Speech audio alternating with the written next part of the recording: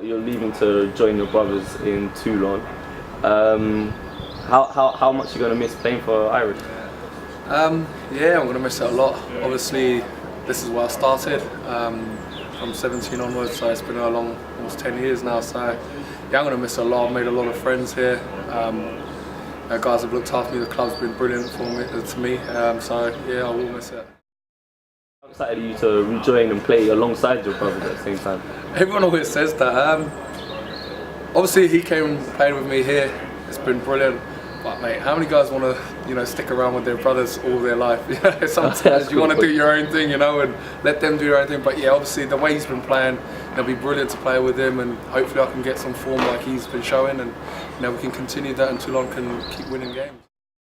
But with the England setup, it's kind of strange how they say if you play abroad, you might not, well, you probably won't play for England. Is that something that doesn't bother you as much, or you knew what was going to happen when you was leaving? Yeah, obviously it does. Obviously, I knew it was going to affect me, but at the end of the day, I've been lucky enough to wear the white shirt. I would love to still be wearing it, but sometimes you've got to make tough decisions. And again, with England, they underperformed at the World Cup, but your reputation actually playing-wise was really good. What was the experience like for yourself? For me, it was brilliant. Obviously, the off-field stuff wasn't brilliant, but actually playing in the World Cup against best teams in the world and having the opportunity to do that and playing with some great players who I've made great friends with, was a great occasion. But obviously, like I said, very disappointing way things ended, the way we went out. But that's an experience that I'll never lose.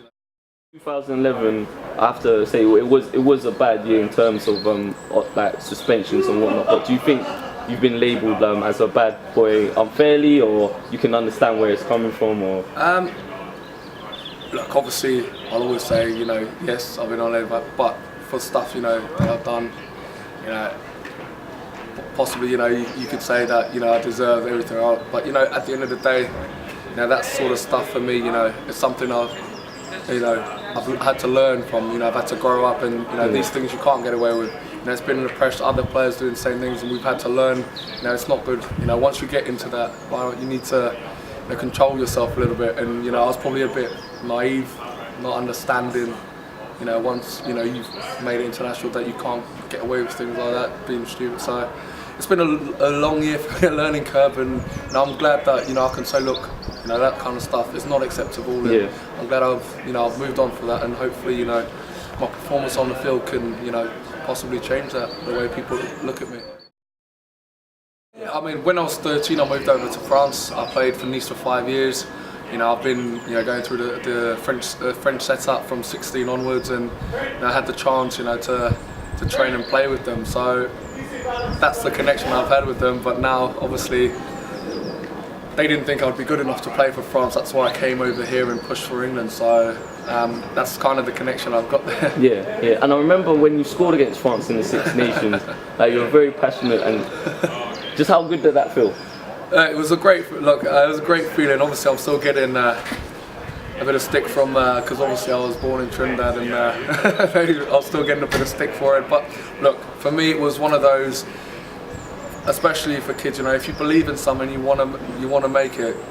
Don't let anyone stop you. I was told I wouldn't play international rugby, so I decided to come over here, pushed, and made it, and had the opportunity to play against France at Twickenham on one of the biggest stages in rugby, and to score.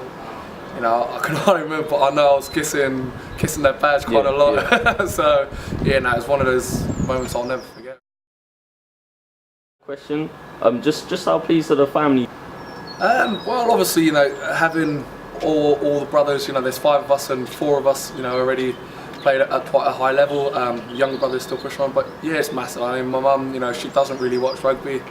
I don't know many mums from Trinidad. She probably doesn't even know the rules still, but she's just happy that we're enjoying ourselves. That because she sees us put the hard work in, and we've got where we wanted to be. She's very proud, and so is my dad. The whole family. I think we're just all happy that we've all worked so hard to achieve something, and we've made it. Yeah, definitely.